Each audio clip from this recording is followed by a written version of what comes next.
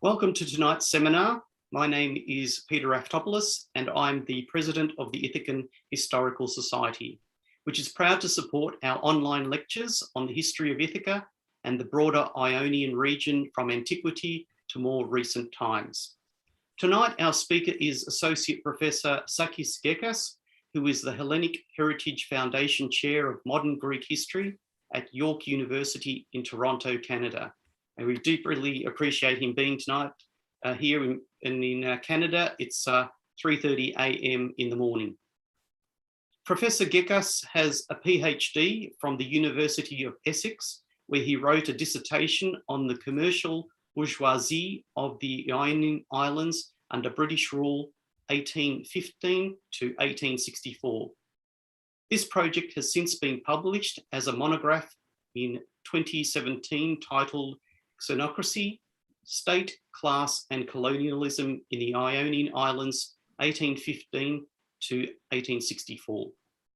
Professor Gekas' work as an economic historian has made a major contribution to the study of the British protectorate of the Ionian Islands. His work emphasises the role played by the rising Ionian merchant class in the 19th century. Following tonight's seminar, there will be time to ask questions on tonight's topic. We'll take questions from both YouTube and Zoom, and I will let you know how you can do this at discussion time. Before I hand over to Professor Gekas, just a reminder to please keep your Zoom microphones on mute throughout the seminar. Tonight, Professor Gekas will speak to us on Ithaca and the British protectorate during 1815 to 1864. Welcome, Professor Gekas, and we look very much forward to your presentation tonight. Thank you very much for the invitation. First of all, it's a great pleasure to be with you in Australia. A long way from here. I think it's one of the wonders of the digital world in which we all live in, that we are able to do this. So there's some benefits of the period we all experiencing. It's really challenging in many ways to look into the history of an island that we all think it's really special, and for reasons that I don't need to go to an audience like yours. But I do want to start by saying that this has been a challenge also for several reasons. Beyond the obvious attraction that such a project has, and that is looking into the history of a small island that is supposedly the same as in several small islands, but of course it is not, because this is Ithaca we're talking about. And if we go to Kyriakou, could you please go to the second slide? Thank you.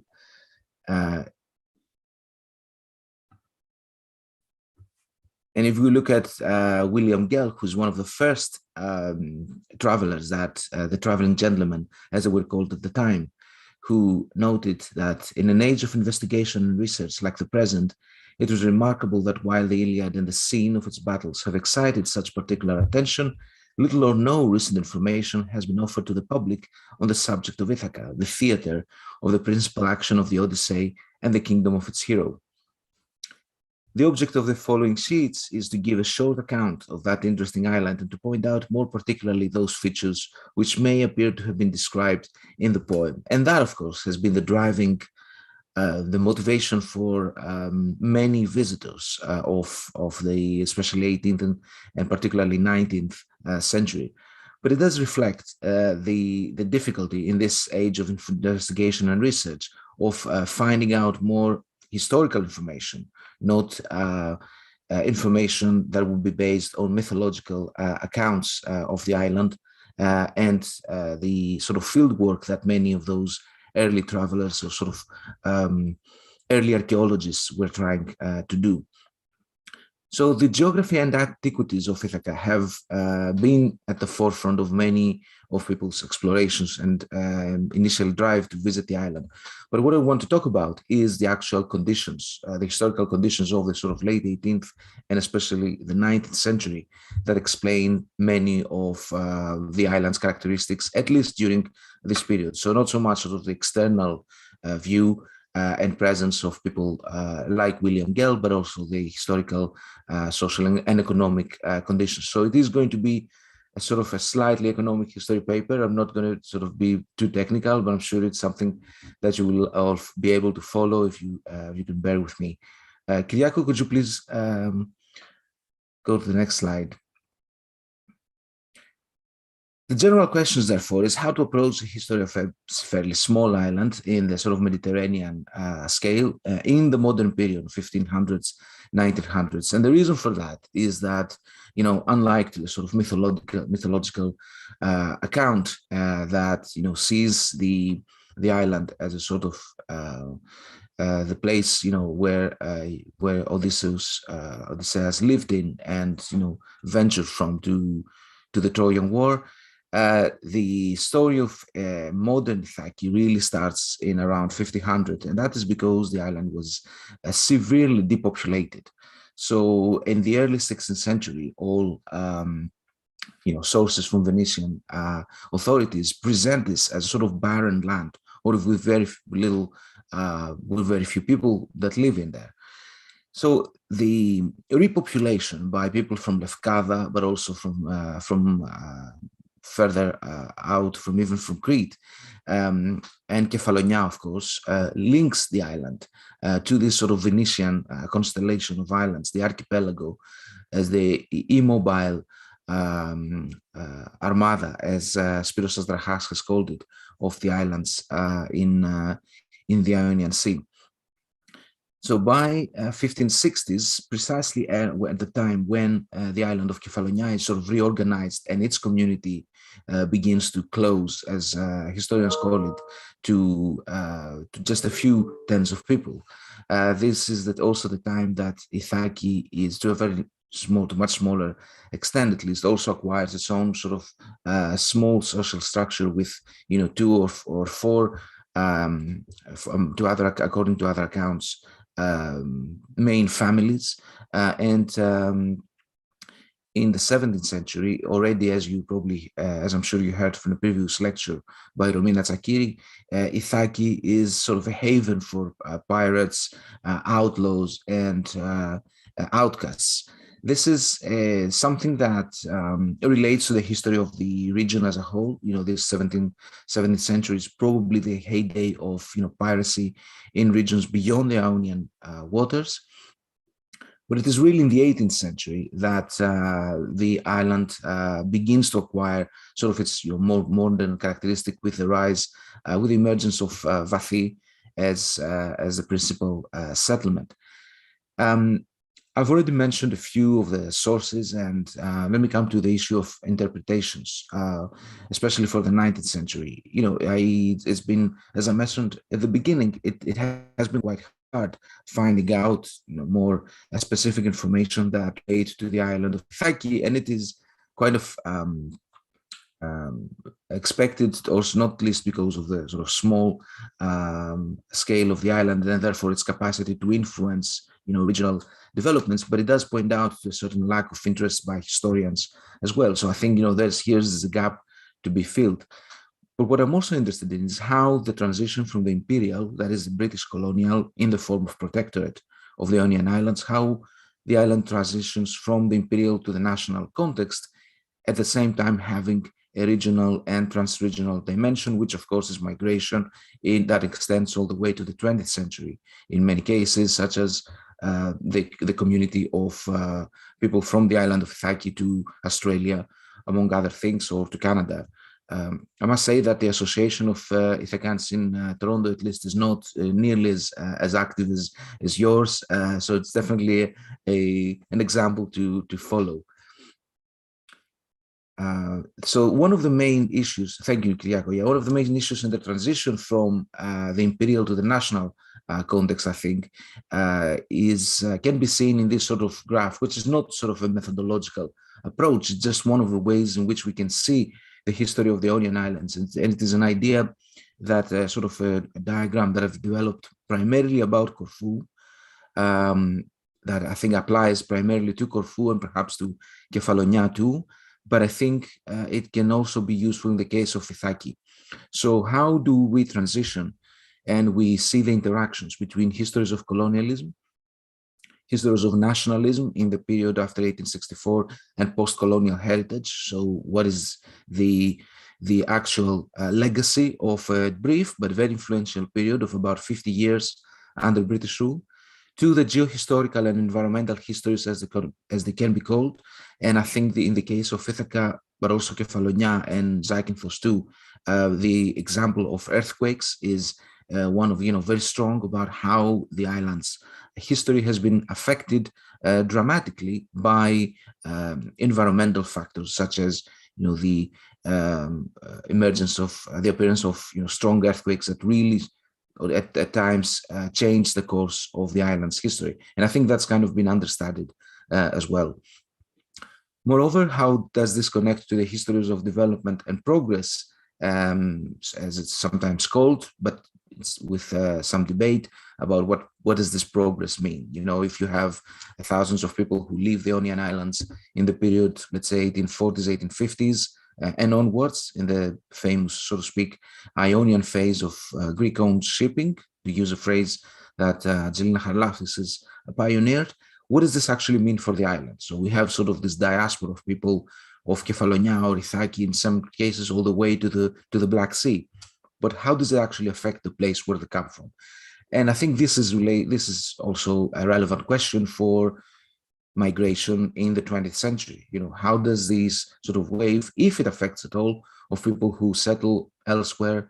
In some cases, I wouldn't say, I'm not so sure about the case of people from Ithaki and Kefalonia, but definitely in the case of people from Kythera, for example, as you will know, I'm sure, in Australia, it does relate to the presence of, to the existing, at the time, to the place of Kythera in the British protectorate, in British colonial sphere. So there was sort of a connection to the first migration of people from Kythera to Australia because of the British colonial past. Kyriako, the next slide, please. So before I go into some more specific details about the early 19th century, I should remind now that the 200 years anniversary of the Greek Revolution are slowly drawing, the anniversary is drawing to a close, although there's still events going on to commemorate that.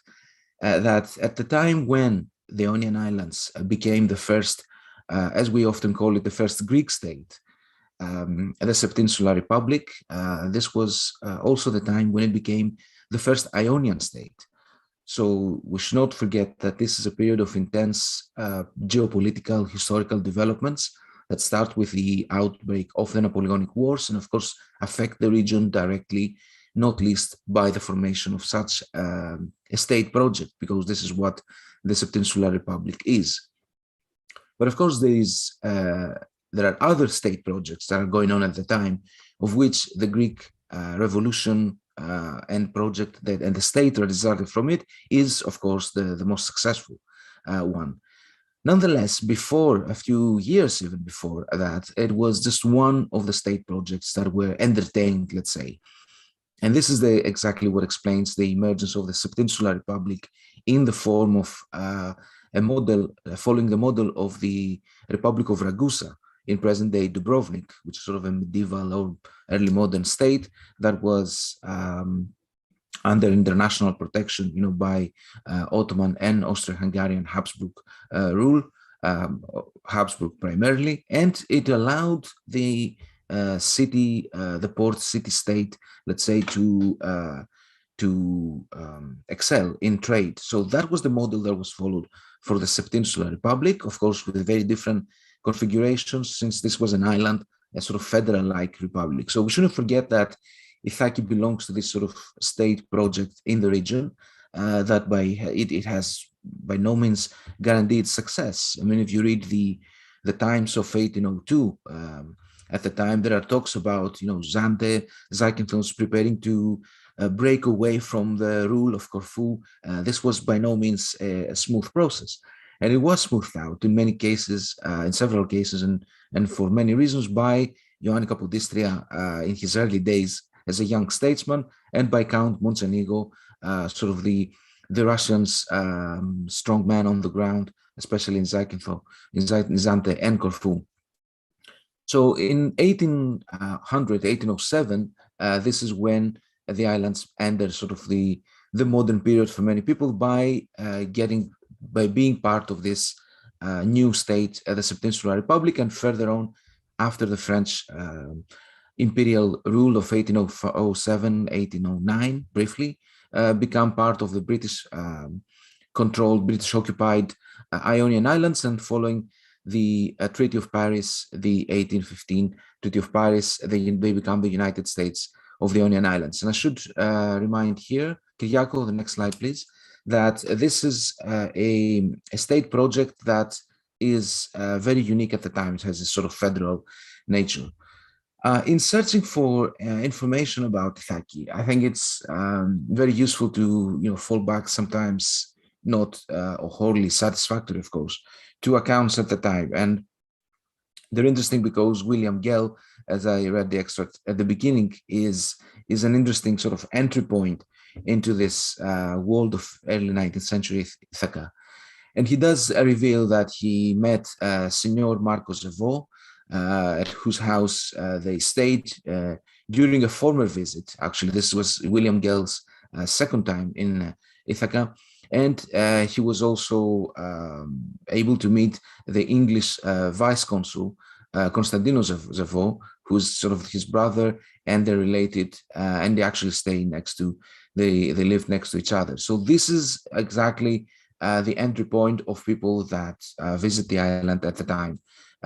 They meet Zavo's families, who are sort of the two of the few elite families. And every time we read in the following sort of pages of William Gell's book, we were informed, or our host told us, we should bear in mind that their information comes from these two individuals, who are probably among the few in the town of Vathi who can actually speak English or French or Italian. So these were sort of the languages in which people could communicate, not modern Greek, of course, as many people have noted that travelers had a great difficulty in, of course, conversing to locals in ancient Greek, in the few ancient Greek that the foreigners knew, and they know the complete lack of ancient Greek that locals spoke, of course.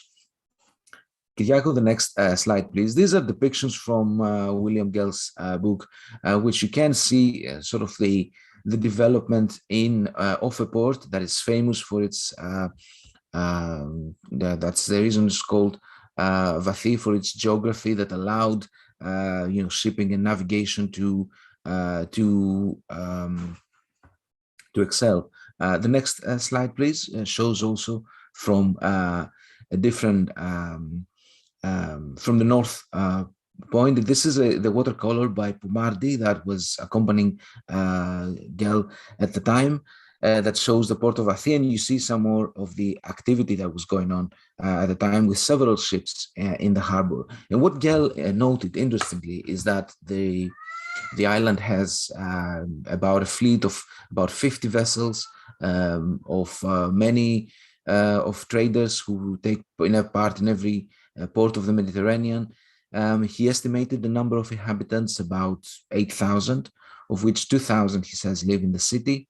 And he also noted that the number of sailors that were employed in the navigation of so many vessels reduced the value of the land with the means of cultivation. So you see that already by the early 19th century, Gell, one of the visitors, informed, of course, by the local principal families, he noted that since the ruin of Naples, he said, in the Napoleonic Wars, the Italian sailors have entered into the commercial service of Ithaca, and the want of hands may, he says, perhaps in a few years be less felt than at present. So there's a shortage of labor, clearly by the early 19th century. He also noted that the Greek vessels are always crowded with sailors, and the loss of one or two ships in the Black Sea has been severely felt in this little community. Don't know how many ships exactly the island's sort of captains possessed at the time. It's probably no more than 50. But the fact that they were traveling in ports as far as the Black Seas shows us that sort of there's a developed commerce already by the early 19th century, on top of the existing currents exports, the other sort of agricultural commodity, the main agricultural commodity of the island, together with olive oil. Currents and the agricultural production meant that, just like in other Ionian islands, the island of Ithaca did not produce sufficient quantity of grain for consumption of more than 3 to 4 months. This was partly made up by the export of oil, so the people were able to buy the grain, or often, as it was the case in the 19th century, travel to the mainland across the Ionian Sea and work there to get grain back, to get grain paid in grain quantities and bring it back to their island. In some ways, this sort of idea of a quite small but quite developed economy and extrovert economy to a very large extent continues throughout the period of the 19th century. Kyriako, the next slide, please. So this is, I've already mentioned this, so we can move this to the third one, another watercolor.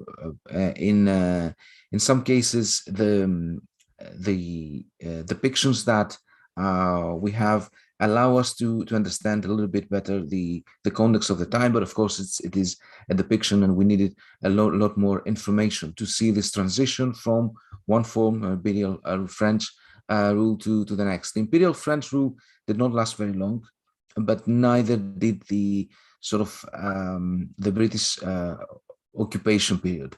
The island was, I think many of the island's captains, merchants were very glad to see the island under British rule.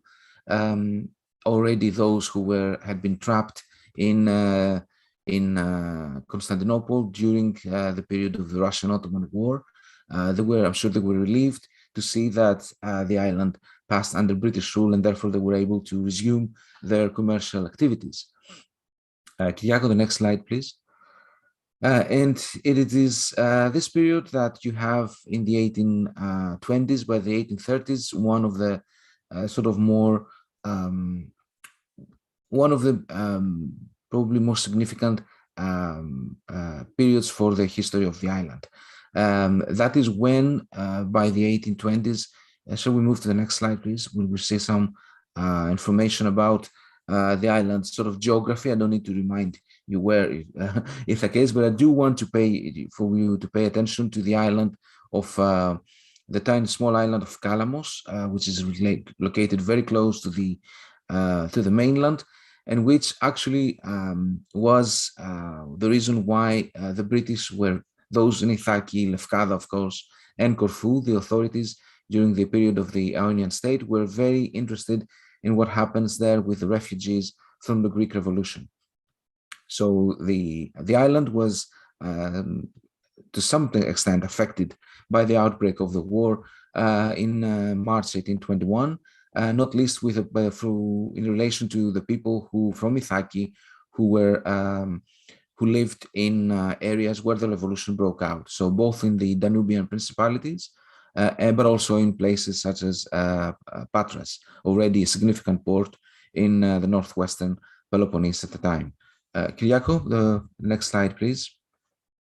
What we do know is that Thiaki, those from Ithaki, merchants, captains, and sailors, some of them joined the Philiketeria, connecting with Phanariots and others in support of an insurrection in the Danubian principalities. So those who are best known is Karavias, part of the sort of Ionian diaspora in Russia, or in areas that were very close to Russia, and Galazi and the Danubian principalities of Valachia and Moldavia at the time are those in between areas, between sort of the buffer zones between Russia and the Ottoman Empire, where some of the revolution, some of the Filikete area members who were plotting a revolution lived at the time.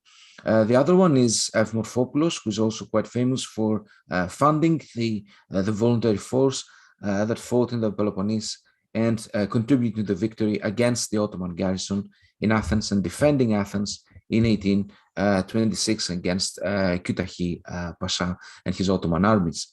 So Morphopoulos, I think, is one of those people from Ithaki in this case, but like thousands of others who, as one historian put it recently, did not have to risk and destroy their lives, but certainly did.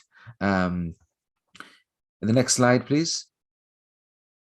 By 1821, when the revolution breaks out, the Ionian Islands and Ithaki form one of the seven. The Ionian Islands have become the sort of federal-like state, the United States of the Ionian Islands. It's the other United States that very few people know about. But I think it's lectures like this one that allows us the opportunity to spread the word, so to speak. You can see the coat of arms for Ithaki, has the head of Ulysses in the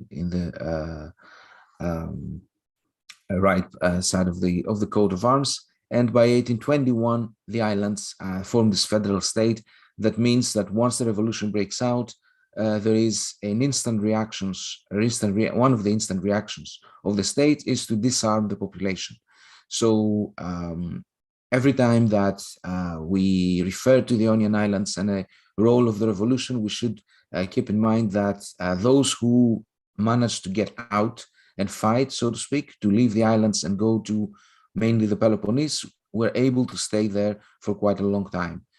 Because the laws that regulated, that prohibited actually Ionians from participating had to do with the British policy in the region and towards the revolution at the time.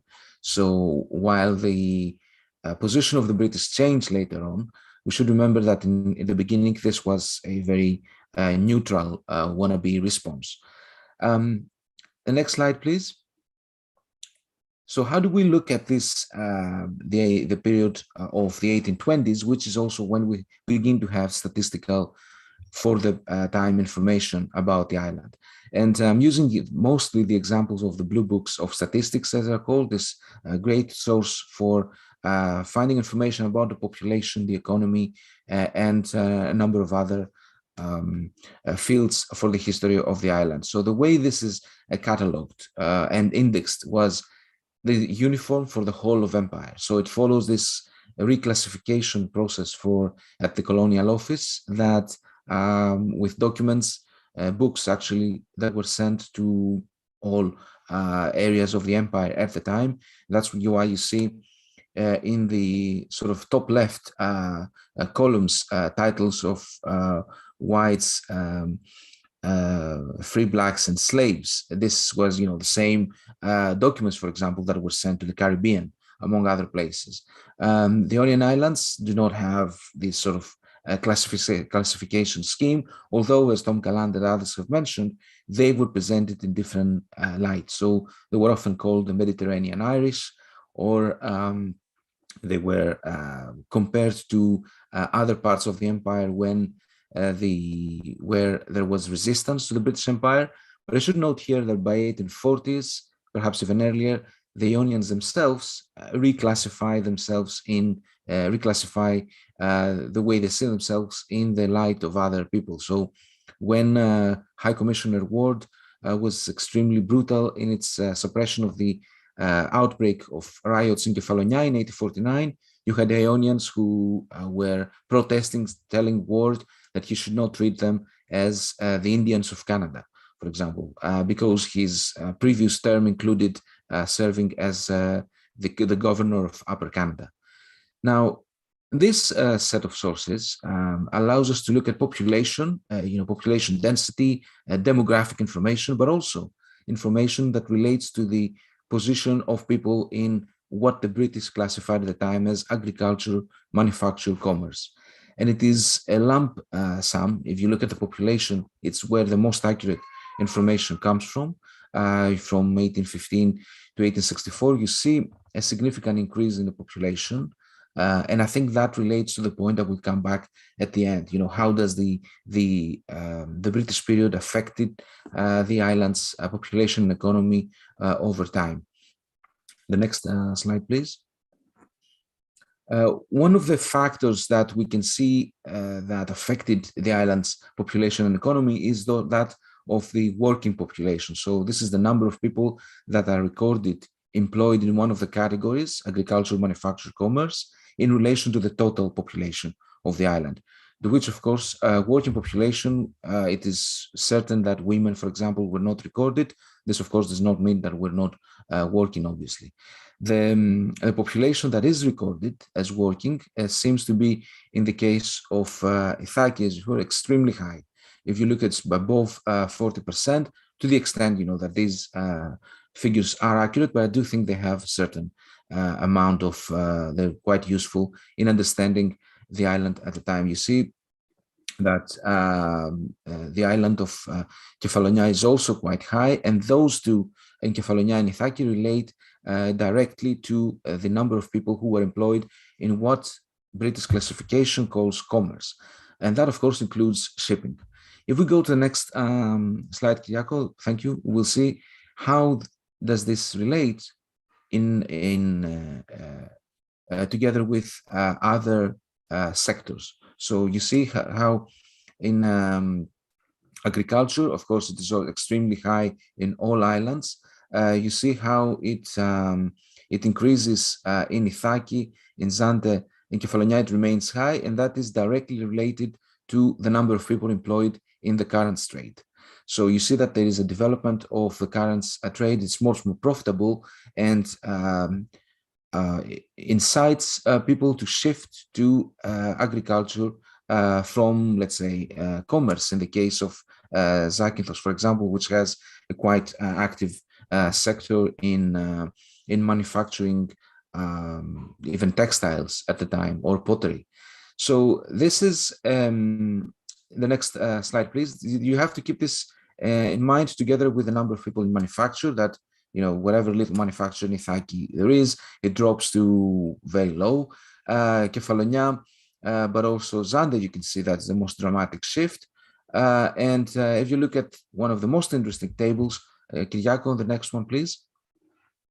This is the number of people employed in commerce. So you can see how it remains high in the case of Ithaki, and it really increases in the case of Corfu as well. But Ithaki, it's really exceptional. So that in the number of people that are employed, which was probably no more than 500, but this is very high in relation to the rest of the population. This is what the table shows. The next one, please.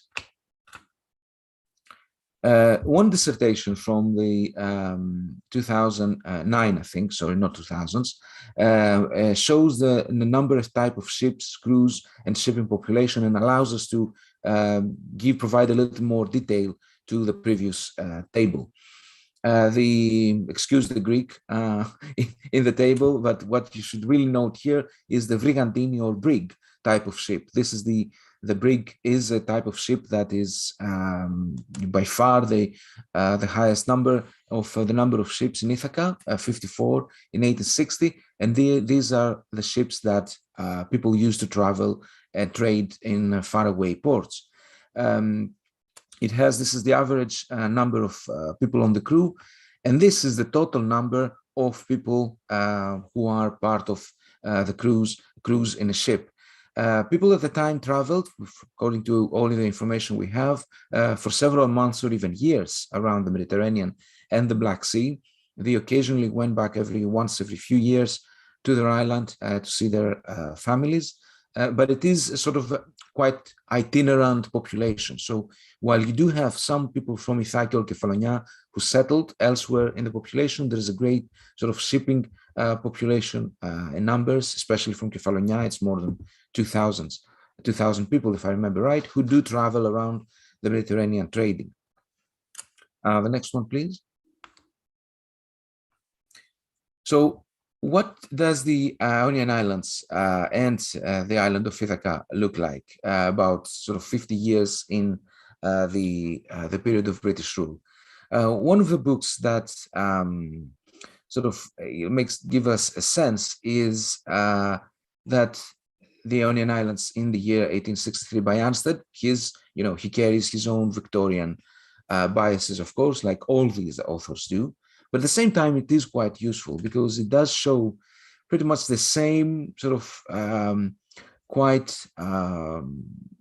pristine and quite prosperous condition at the time. The people that Ansted met on the island, none of them stays very long. So any of these explorations into Ithaca's past, we have to look a lot more into sort of the archives and the documents that were produced by the island's authorities at the time. And there are those exist because the islands operated as a small state. So each island had its own sort of small administration, governor that was called resident at the time. And this therefore has produced a remarkable amount of material for the history of the islands. So if you go to even Paxos or Kythera, the very small islands, so compared to Kefalonia or Corfu, of course, the capital, you still have an incredibly resourceful archive and resources that allow to construct the local as well as the colonial history of the island. So just like in the case of Gell in the early 18th century, you still have who noted that the governor Prytanis, as it's called at the time, sort of ancient Greek reference, of course, in the Septinsular Republic, the island's governor could not be from that island that he ruled over for the reasons to avoid corruption and maladministration. The same continues to hold for the period of British rule and the Ionian state. So the resident of Ithaca, as Ansted noted, is one of the counts Roma of the Roma family in Zakynthos, an old, important and wealthy family of the Venetian oligarchy, as Ansted noted. And this continuity is important to note, not least in the ways in which the islands were governed, but also in the relationship of forging a unity among the islands. So the Ansted, I think, is one of those responsible for replicating and propagating the image of a romantic Ithaca. So as you read here, he says, if Corfu is the most beautiful, Kefalonia the largest, Santa Maura the wildest, and Zante the prettiest of the Ionian Islands, Ithaca is beyond all comparison the most romantic. And I think it's, this sort of quest for a romantic island for the search of, the palace of Odysseus and the Homeric times. And this is something that has stayed on for very long until, of course, poet Cavafy gave to another Ithaca a whole different meaning. The Ithaca that Ansted noted, however, is, to sort of come back to more historical representation of the island's history, is persisting. The image that he shows persists of an island that is very thinly populated still, and that you can see in depictions of the time. He says you can walk for a long time and not meet anyone on the island. He noted that there is the cultivation area, but it is of necessity limited to a small part of the island, and they're confined to crops that are more valuable for exportation than food, meaning of course the currants. He noted that all essentials of life except oil have to be imported, and he predicts that should the Greek government, this is at the year that the island's unification to Greece has already been decided. He says, should the Greek government find it necessary to tax imports, the people would probably rather smuggle and resist than pay. On the other hand, he says a heavier export duty would certainly check trade. He also goes on to describe the city of Athi, and if we can move to the next slide, Kyriako, thank you. What we see is that with a question mark, because this needs a lot more research, and I hope I'll be able to talk to you about this in the future as well, or perhaps work on it with Kyriako at some point, is that this is potentially a situation where you see a certain form of prosperity under British protection. What does Ithaca's economy and society tell us? Well, first of all, it tells us that there are diverse ways in which Ionians experienced British colonialism, not only in the period of the revolution, let's say, when loyalties were really tested, but also in the 1840s and 50s, when the islands like Kefalonia and Corfu, to a certain extent, see a sort of unrest boiling in the form of the radical politicians who demand union with Greece. We don't see any of that in Ithaca to a very large extent. I think the rise of the shipping sector and the relative prosperity of its maritime communities and the current producing villages shows that a sort of more benevolent colonial administration prevented any uprisings or any challenges to even local British rule. The presence of a small garrison and the ability of the British to transport very quickly with steamships since the 1820s and 30s, and other ships, of course, their forces from Corfu, explains to a large extent why there were no large-scale social unrest, anti-colonial, let's say, outbreak of unrest in the islands. But that is not the only reason. I think the history of small islands, such as Ithaca, presents an opportunity to explore locally the impact of economic change and colonialism that goes, of course, way beyond the islands or the region's history. And if you can close with the next slide, I found it incredibly hard to resist to put an image of my favorite place in Ithaki, in Ithaca, which is not Vathi, but Kioni. Thank you very much for your attention.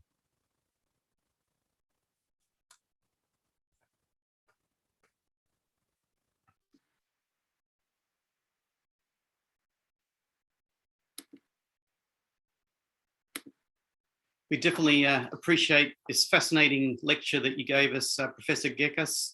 It was very much appreciated, and especially in view of the time difference there in Toronto being 4:30 in the morning. So really appreciate you doing this. And you've definitely increased our knowledge about Ithaca as Ithacans and about the British protectorate during that 1815 to 1816 period. And we definitely look forward to having you back once you do some further research. We'd really appreciate you having back. So now we have some time for a few questions from both YouTube and Zoom. So if you'd like to write them down in the chat box, we'll be asking questions, answering the questions that you have. So please write them down, and we look forward to Professor Gekas answering those questions for us.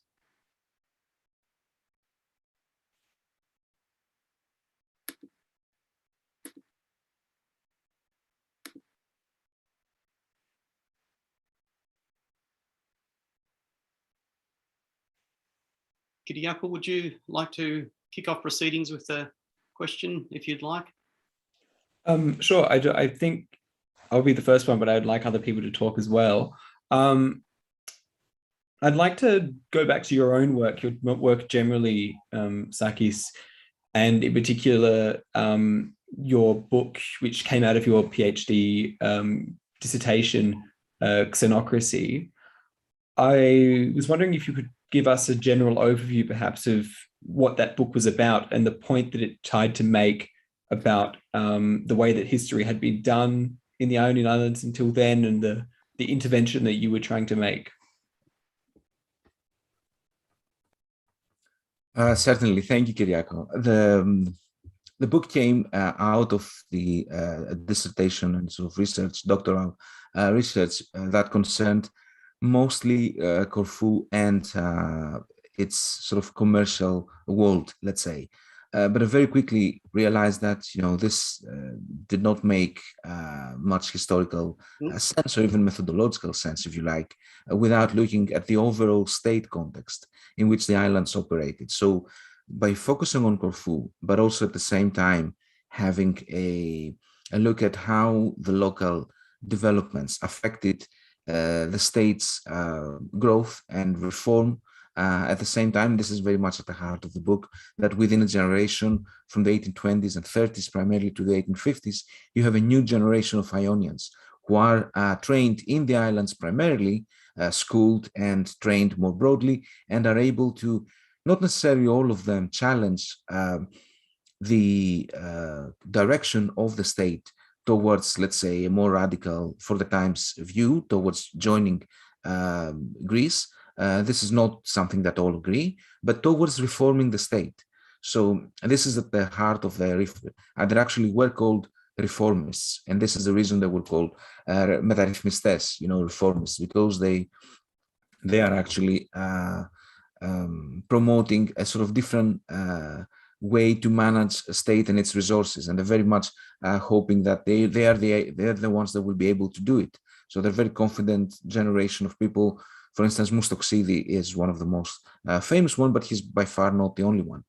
And that is, for me, very interesting to see to what extent people from other islands as well gather in Corfu through the parliamentary process. So there is a small electorate, but very important, constitutionally not least, that takes over this process. But then, of course, this is a more political history of the islands. I was interested also in the economy of the islands and how society changes. As you know, these are tables that I showed that are just, one sort of overview over time, a serial overview of the island's economy and society, but also use other sources, where petitions or how people react to developments at the time that go beyond the 1820s and the revolution. And I think I had to go back and sort of add a different chapter about how the Ionian Islands respond to the outbreak of the revolution, because while at the same time it is directly affecting the islands and its population, it's so close that it's impossible to ignore, of course. It's right next to the battle zone, and the Ionian waters are often the battlefield. Navarino is, in the Ionian Sea, of course. Then at the same time, the differences between the ways in which people live in the 1820s in the Ionian Islands and the mainland could not be starker. At the same time that you have a war, a very devastating war, raging on in the peninsula and the sort of Morea, Roumeli, and the Aegean Islands, at the same time you have probably the period that the islands' economies and projects are best funded.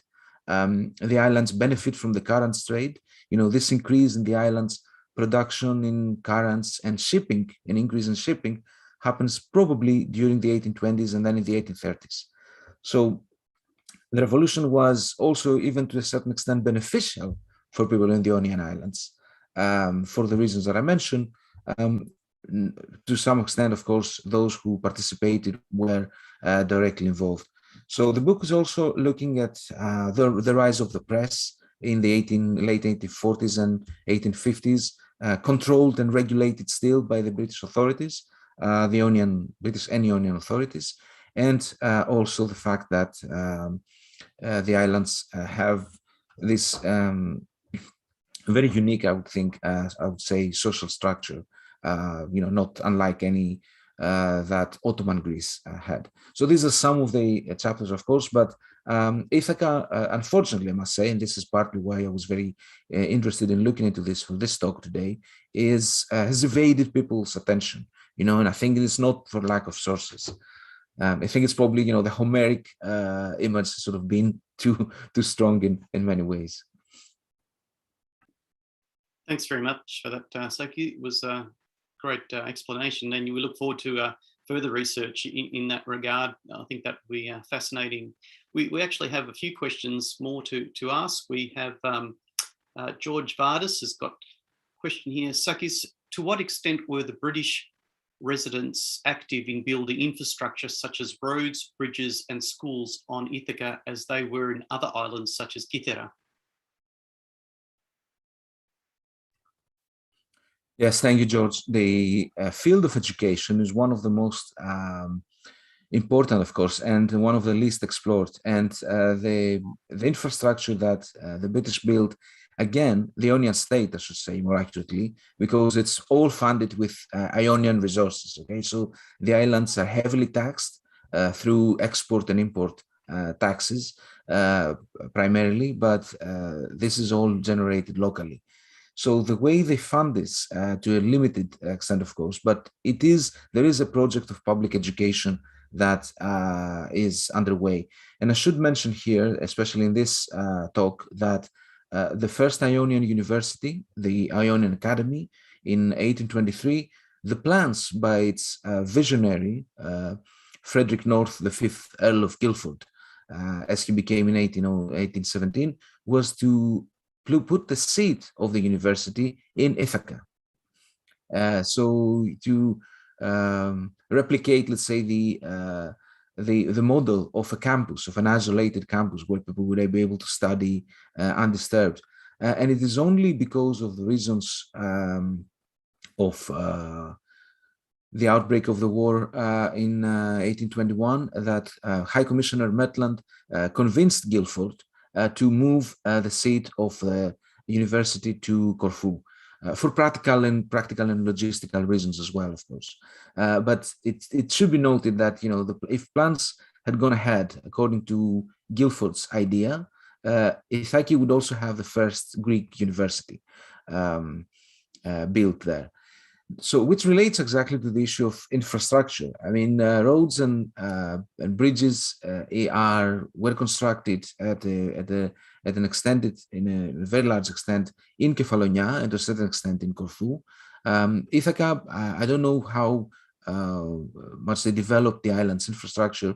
I think the port was definitely, there was some visible infrastructure in the port. Just like schools were built in Kythera, you're right, but also in other islands too. So they had this very extensive network of schools that were built, especially in the 1820s and 30s. And it is there that a sort of new generation of Ionians was trained. Excellent, thanks, Saki, for that. We have another question from Alexia Vitalis Domidis, and her question is: have you been to the archives in Kefalonia? If so, can you give us a sense of what kind of documents exist about Ithaca? I am interested in local Ithacan views circa 1810 to 1830, for example, the Zevort brothers, and ideally of non-elites. Have you come across such evidence? Thank you. Thank you. Yes, the island's archives are quite local to the extent that they are based in the same location, those that have survived. The Kefalonia archives were badly damaged in 1953, but they were saved to a large extent. The records, therefore, I mean, depends what records we look at. They are, in some cases, talk about Ithaca, but I think the most important information is to be found in documents that cover the island of Ithaca, as well as local society that are mostly in Corfu and talk about the state as a whole, and correspondence with the Ithaki resident, or even in London. The British took boxes and boxes and books of documents and records when they left in 1864, and these are located in London.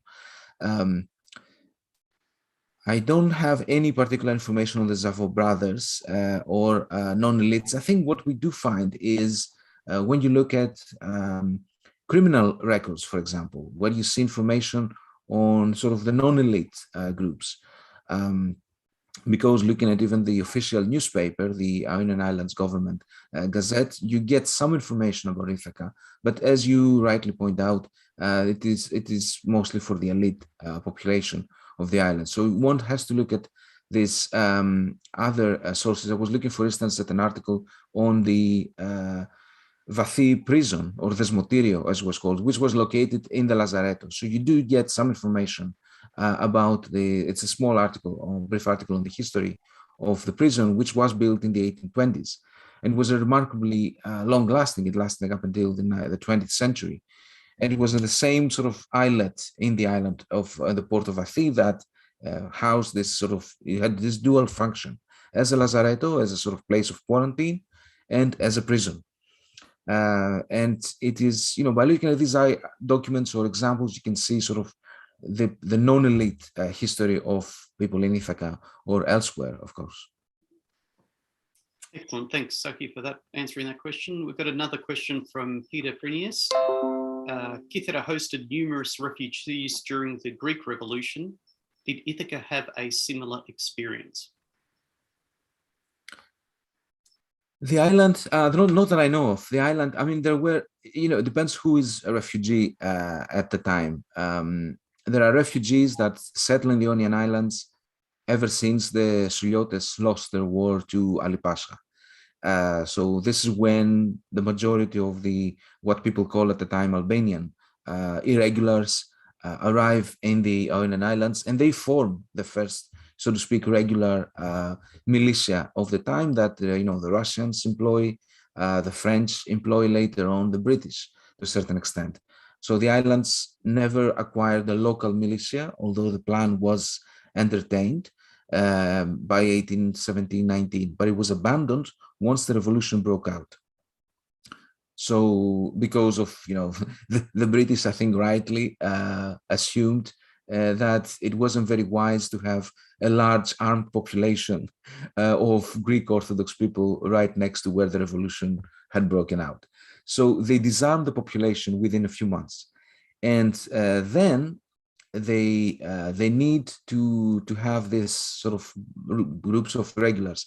Now, many Suliotes crossed to the mainland, fighting for their own war, so to speak, but as part of the revolutionary forces. But some remain. The most famous are the ones that Lord Byron directly employed personally.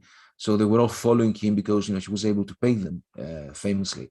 And these people, of course, sometimes travel or settle with their families. So their families were often the family members of those who were fighting. So the men, let's say, were fighting and were based in one location or were traveling, and many of their family members, women and children, were placed in islands such as Kalam, that I mentioned, that is very close to the mainland. I'm not sure that Ithaki hosted a number of refugees.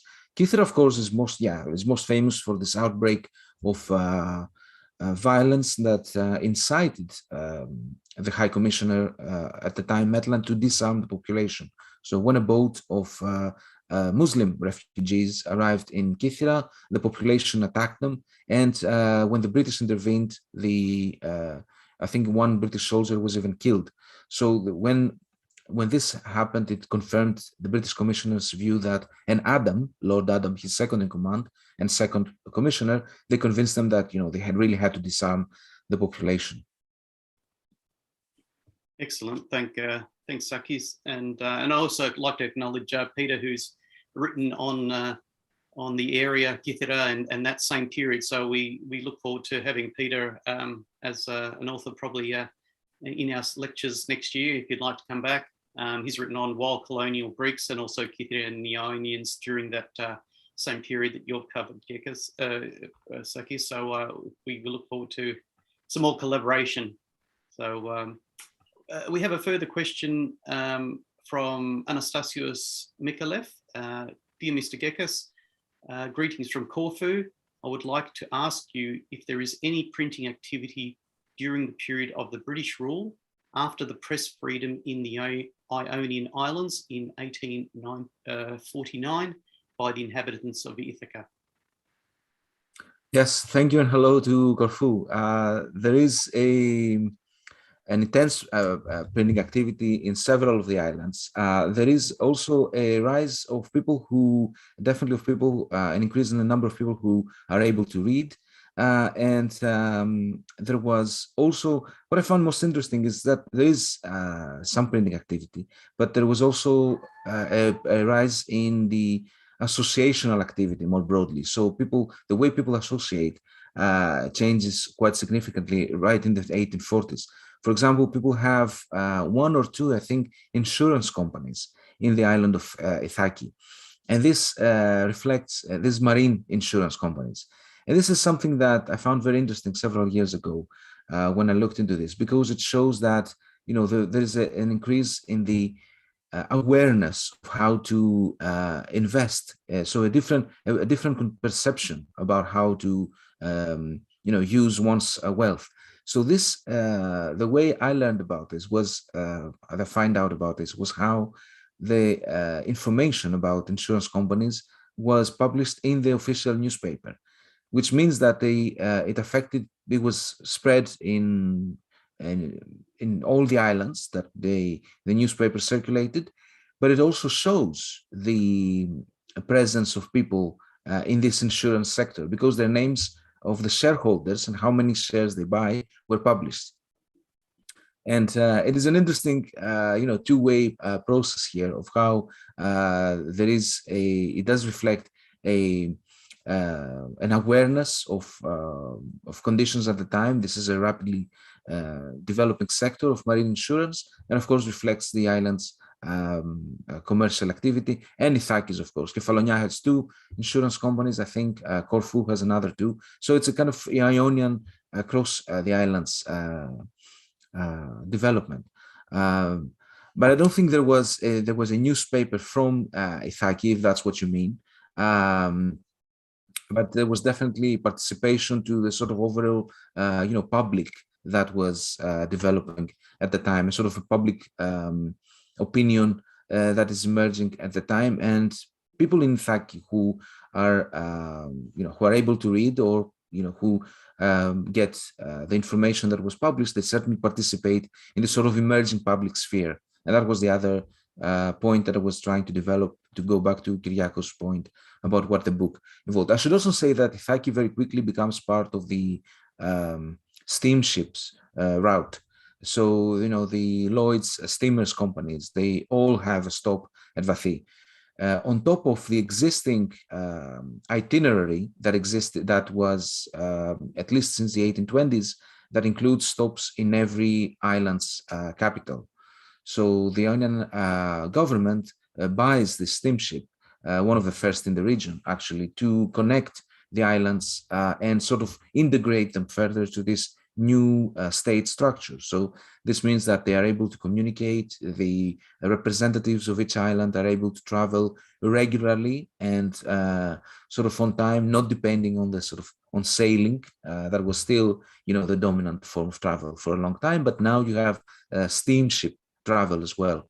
And that, of course, increases the number of people who arrive in Ithaki. I mean, I didn't have time to go over the number of people who arrive traveling from, from Europe to the islands. Excellent. Thanks, Saki, for answering Anastasios' question all the way from Corfu. So that's excellent. Well, this was our last lecture for the 2021 series, and we look forward to many more during 2022. Our first lecture for 2022 will be by Jonathan Brown, who will appear in person at Ithaca House in Melbourne on Sunday, 27th of February at 2 p.m. to present the lecture Homeric Sites on Ithaca, New Discoveries. You'll also be able to purchase Jonathan's wonderful book called In Search of Homeric Ithaca, and also enjoy refreshments at the club's rooms after the lecture. So if you're in Melbourne on the day, please come join us for the lecture, and we'll certainly have enjoyable time. So this now concludes the formal part of our lecture tonight. I'll close this session now for YouTube, and if you'd like to stay on for a little longer for a further discussion, a bit more of an informal discussion with Sakis, we'll do that.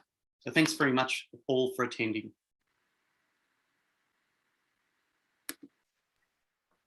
Well, thank you all very much. I think this was very useful for me too. I hope you had the chance to think a little bit differently about Ithaki. It's